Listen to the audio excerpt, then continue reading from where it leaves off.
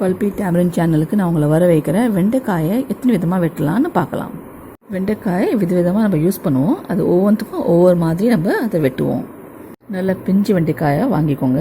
எப்பயுமே வெண்டைக்காயை உப்பு தண்ணியில் கொஞ்சம் நேரம் ஊற வச்சு அதுக்கப்புறம் கழுவி எடுத்து வச்சுக்கோங்க. ஸோ வெண்டைக்காயை நல்லா 2-3 வாட்டி கழுவி அதுக்கப்புறம் அதை வடிகட்டி தண்ணி ஃபுல்லாக வடிகட்டின வரைக்கும் வெயிட் பண்ணிவிட்டு அப்புறம் நம்ம எடுத்துக்கலாம். இப்போ ஒரு வெண்டைக்காய் எடுத்திங்கன்னா அதோட தலையும் அதோட வாலையும் வெட்டிட்டு இந்த நடு போர்ஷனை தான் நம்ம யூஸ் பண்ண போகிறோம்.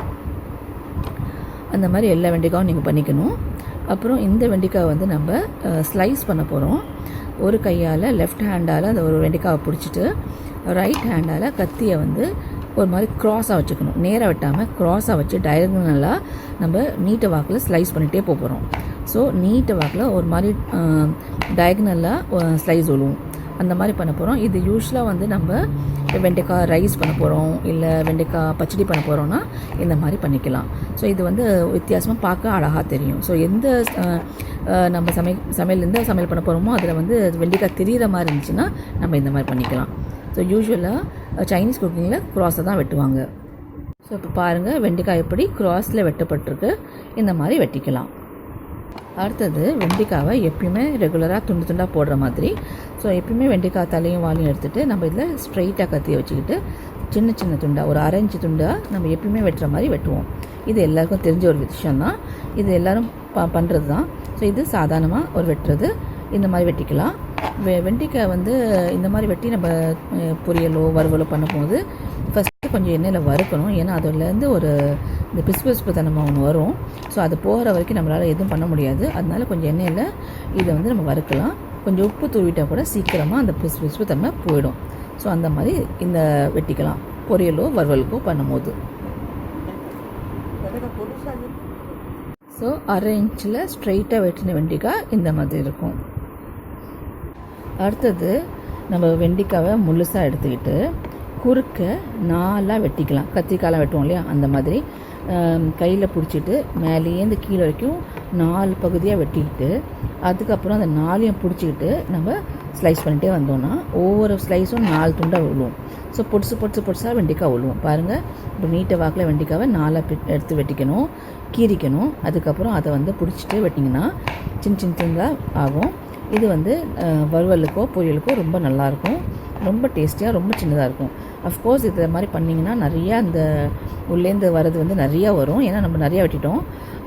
அதுக்கு நீங்கள் எப்பயும் பண்ணுற மாதிரி தான் எண்ணெயில் கொஞ்சம் நேரம் வதக்கி தான் எடுக்கணும். கொஞ்சம் எண்ணெய் நிறையா தான் யூஸ் ஆகும். அதே மாதிரி உப்பும் எண்ணெயும் தான் இதை ஹெல்ப் பண்ணும் இது வதக்கிறதுக்கு. ஸோ இந்த மாதிரியும் நம்ம வதக்கிக்கலாம். ஸோ இது ஒரு விதமான வெட்டுற தன்மை. ஸோ வெண்டைக்காவை இந்த மாதிரியும் வெட்டி சமைக்கலாம். ரொம்ப பொடிசாக ரொம்ப டேஸ்டியாக இருக்கும். ஸோ இது ஒரு டைப்பு. இதையும் ட்ரை பண்ணி பாருங்கள்.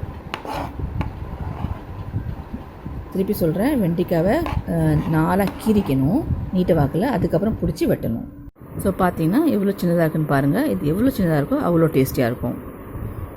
ஸோ அடுத்த விதமாக பண்ணுறது அதே மாதிரி தலையும் வாலும் வெட்டிட்டு நம்ம நடுவில் ஒரு பாக்கெட் மாதிரி ஒரு சின்ன கீரல் போட்டுடலாம்.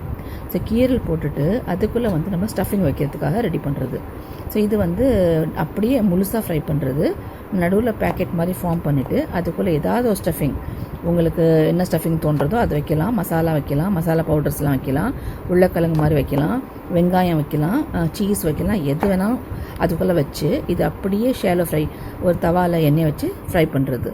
ஸோ பார்த்தீங்கன்னா முழு வெண்டைக்காவை அப்படியே வச்சுருப்போம். நடுவில் மாத்திரம் பாக்கெட் ஃபார்ம் ஆகிருக்கும். அடுத்தது நம்ம எல்லாருக்கும் தெரிஞ்சது வெண்டைக்காவை 2ஆக வெட்டி சாம்பார்லேயோ குழம்புலையோ போடுறதுக்கு நம்ம யூஸ் பண்ணுறது. அது நம்ம பெரிய பெரிய துண்டாக ஒரு 2 இன்ச்சு துண்டாக வெட்டுவோம் இல்லையா, அது தலையும் வாலையும் வெட்டிட்டு ஒரு வெண்டைக்காவை 2ஆக வெட்டினாவே அது போதுமானது. ஸோ இது நம்ம சாம்பாருக்கோ குழம்புக்கோ அந்த மாதிரி யூஸ் பண்ணுறது. இதையும் நம்ம எண்ணெயில் வறுத்து தான் ஆட் பண்ண முடியும். ஸோ வெண்டைக்காவை 2ஆக வெட்டி 2 இன்ச்சு பீஸாக வெட்டுறது அடுத்த விதமானது. ஸோ அடுத்தது வெண்டைக்காவை அகெயின் டயகனலாக வெட்ட போகிறோம். அது எவ்வளோ ஸ்லைஸாக தின்னாக பண்ண முடியுமோ அவ்வளோ ஸ்லைஸாக நம்ம பண்ண போகிறோம். இந்த டயகனலாக வெட்டுறது நீங்கள் எவ்வளோ நீட்டமாகனா வெட்டிக்கலாம். ஃபுல் லென்த் வெண்டைக்காவோட எடுத்துக்கிட்டு நீங்கள் குறுக்க வெட்ட ஆரம்பிச்சிங்கன்னா பக்கத்தில் அவ்வளோ நீட்ட ஸ்லைஸாக விழுவும். ஸோ வெண்டைக்காய் ஸ்லைஸ் நீட்டமாக விழுவ ஆரம்பிக்கும் இப்படி பண்ணிங்கன்னா. ஸோ இது யூஸ்வலாக சிப்ஸுக்காக பண்ணுறது. சிப்ஸுக்கு பண்ணுறதுக்கு இந்த மாதிரி தான் வெட்டுவாங்க. நீங்கள் வெண்டைக்காய் சிப்ஸ் பார்த்துருக்கீங்களா, ரொம்ப டேஸ்டியாக இருக்கும். அது வந்து இந்த மாதிரி பண்ணி எண்ணெயில் விட்டு அப்படியே எடுக்கிறது, அதுக்கப்புறம் மிளகா உப்புலாம் தூவி சாப்பிட்றது ரொம்ப டேஸ்டியாக இருக்கும் வெண்டைக்காய் சிப்ஸ். ஸோ இவ்வளோ மெல்சாக பண்ணும்போது அதோட ஸ்லைம் வந்து அவ்வளோ வராது. ஸோ அதனால தான் அது இவ்வளோ வெண்டைக்காவை இப்படி குறுக்க இப்படி வெட்டுறாங்க. ஸோ இந்த மாதிரி இன்னொரு வே ஆஃப் கட்டிங் இருக்குது. ஸோ இது வந்து நீங்கள் எவ்வளோ லாங்காக வேணாலும் வெட்டிக்கலாம். அது உங்கள் கத்தியோட ஸ்கில்ஸும் உங்களுக்கு எவ்வளோ தூரம் முடியுதோ அது நீங்கள் பண்ணுறது. ஸோ லாங்காக வெண்டைக்காய் வெட்டிக்கலாம். இது வந்து 6வது விதமான கட்டிங் மெத்தட் வெண்டைக்காயில். இது யூஸ்வலாக சிப்ஸுக்கு தான் யூஸ் ஆகும். இதையும் ட்ரை பண்ணி பாருங்கள். ஸோ எப்படி லாங்காக இருக்குன்னு பாருங்கள். வெண்டைக்காய் வந்து மூளைக்கு வளர்ச்சிக்கு ரொம்ப நல்லது. அது வந்து ஹெல்த்துக்கும் ரொம்ப நல்ல ஒரு காய்கறி.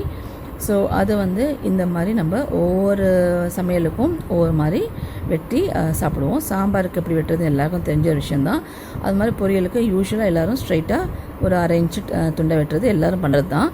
ஆனால் இந்த மாதிரி சின்னதாக இருக்கிறதோ இல்லை பாக்கெட்ஸ் மாதிரி பண்ணுறதோ, நாலாக குறுக்க வெட்டி சின்னதாக வெட்டுறதோ இல்லை ஸ்லாண்டிங் பண்ணுறதோ எல்லாம் புதுசாக இருக்கும். ஸோ வெண்டைக்காவை இவ்வளோ விதமாக நம்ம வித்தியாசமாக வெட்டலாம். ஸோ இதெல்லாம் ட்ரை பண்ணுவீங்க நான் நம்புகிறேன். பல்பி டேமரிண்ட் சேனலை இது வரைக்கும் பார்த்ததுக்கு ரொம்ப ரொம்ப நன்றி.